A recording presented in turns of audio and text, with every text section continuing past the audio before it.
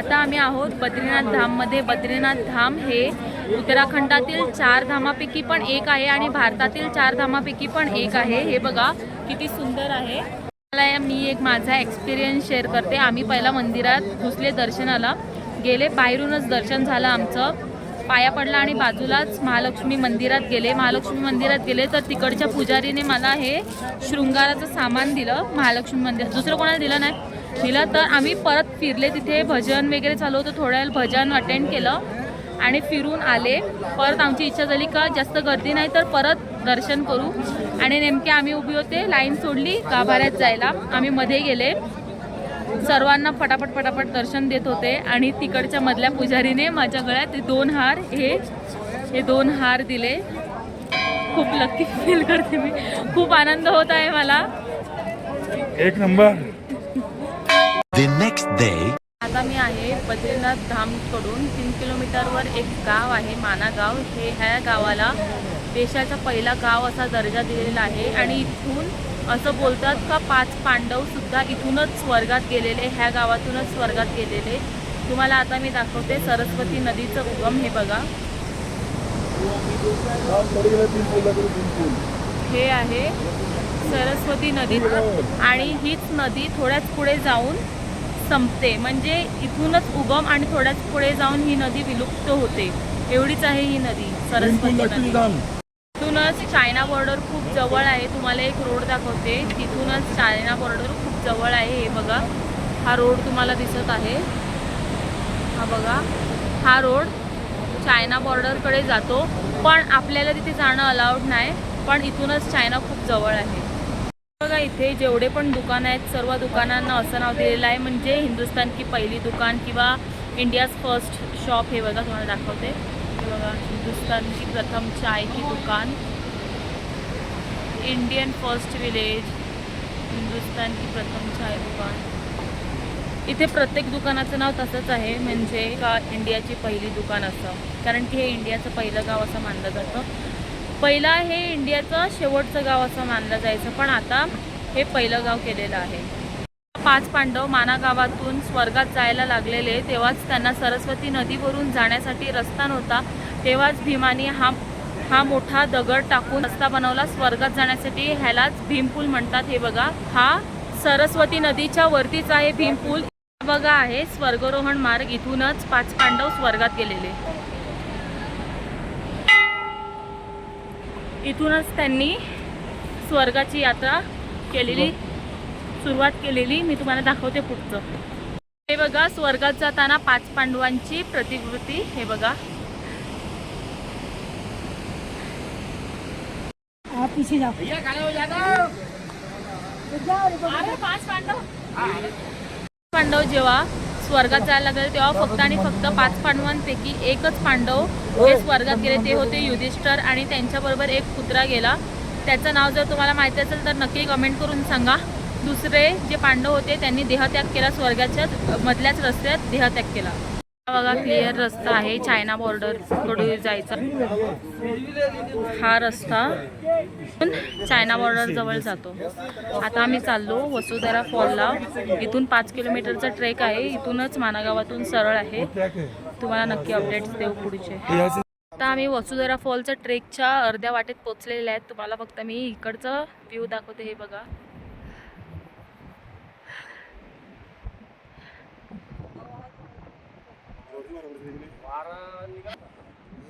असं एकदम hard trek नाही, नॉर्मल आहे।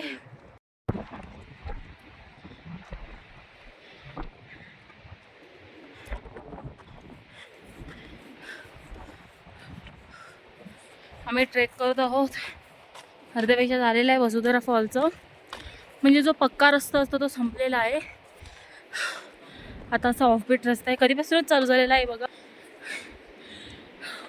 इथून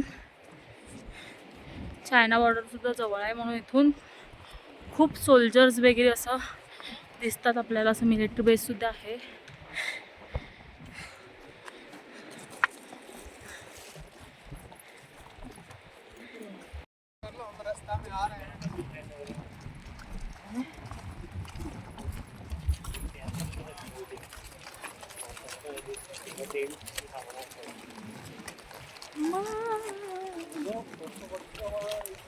इथून वसुधरा फॉलचा ट्रेक करत आहात, पण इथून समोरून सतोपनचा एक ट्रेक आहे जो 26 किलोमीटरचा आहे. 5 दिवसाचा ट्रेक असतो तो स्वर्गरोहिणीला जातो. हे इथून असं ट्रेक म्हणजे खूप डिफिकल्ट ट्रेक आहे. असं वॉटरफॉल वगैरे असं पूर्ण क्रॉस करायला लागते. हे बघा इथून असं असं असं सर्व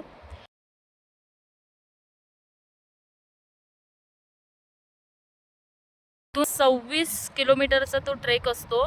आणि असं एकटा माणूस तो ट्रेक करू शकत नाही. असं कंपल्सरी गाईड किंवा काय लागतं, टेंट वगैरे सर्व कॅरी करायला लागतात. असा ट्रेक असे खूप ट्रेक आहेत आपल्या इंडियामध्ये, त्यापैकी हा एक ट्रेक आहे. 5-5, 10-10 दिवसाचे असे ट्रेक असतात.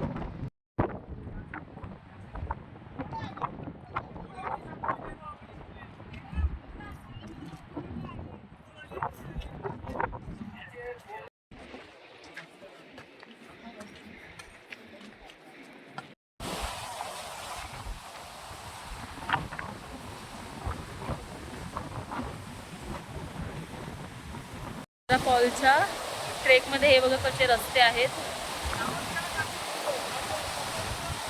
हे बघा, हे बघा आता आम्हाला हा आहे वॉटरफॉल. मला इथून असं असं असं इथपर्यंत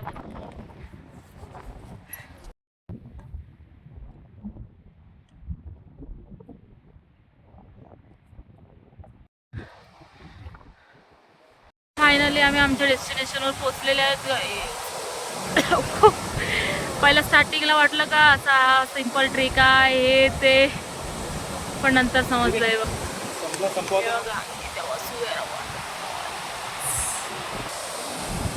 थकली. इथे अशी सुद्धा मान्यता आहे की ह्या वॉटरफॉलच्या खालती पापी लोकांच्या अंगावर हा पाणी पडत नाही. हे बघा एवढा वेगाने हा पाणी येतो, पण सांगतात का सर्वांच्याच अंगावर हा पाणी पडत नाही. म्हणजे ज्या लोकांनी पाप केलेलं आहे त्यांच्या अंगावर हा पाणी पडत नाही. आता तिथे जाऊनच समजेल आपण पापी आहेत का गुण आहेत, त्याच्या अंगावर पाणी पडेल तसं. आता चालली तिथे काही 2 पावलंच टाकून माझ्या अंगावर पाणी पडत आहे. ह्याच्याने हे प्रूव्ह झालेलं आहे का मी पापी नाही. मी ते बघा माझ्यापैकी पाणी पडत आहे शरीरावर. खुशी झालेली आहे शेवटी देवाने अप्रूव्ह केलं का तू पापी नाही मिळत.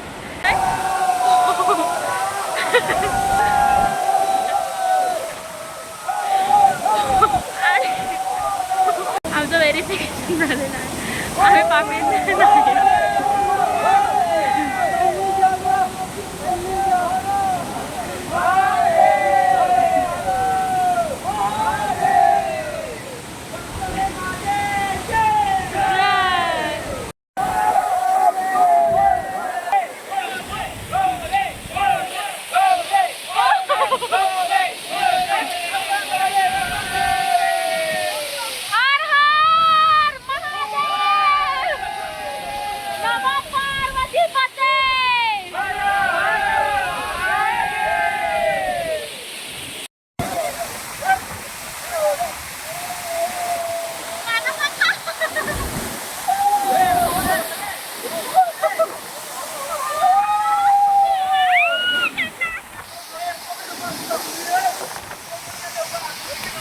मला वाटलं थोडे बहुत भिजतील, कारण की आम्ही येताना सर्व लोक सुकत गेले. म्हणजे सर्व लोक असे सुकटाकडे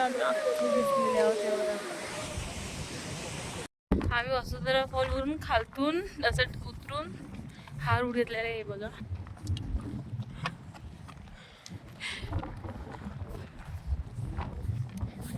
आता खूप थंडी वाढलेली आहे. खूप अगोदर नव्हती, आता संध्याकाळ 3 नंतर इथे तसंच 3 नंतर खूप थंडी वाटते इथे. आम्ही एक रील बनवलेली आहे, लवकरात लवकर तुमच्यापर्यंत येते. कसं वाटलं रील करून पहिल्यांदा? तुम्ही फक्त आणि फक्त किरण मामाला बघा, लवकरात लवकर. कदाचित या व्हिडिओच्या अगोदर सुद्धा रील येऊ शकते. ऐसा करो.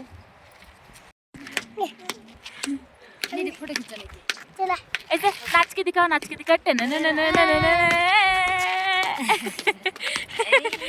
गुड़गा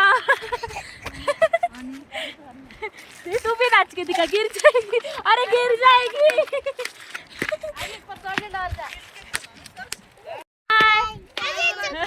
इधर देखो, इधर देखो, बाय बोलो, बाय बाय. मी मध्ये गेलेलो व्यास गुफामध्ये, जिथे व्यासजीने गणपतीला महाभारतात सांगितली जी खालतीच एक गणेश गुफा आहे, तिथे गणेशनी ऐकून लिहिली. मध्ये रेकॉर्डिंग अलाउड नव्हती म्हणून मी केली नाही. तुम्हाला आता पुढे जाऊन मी गणेश गुफासुद्धा दाखवते, जिथे गणेशाने महाभारता लिहिली.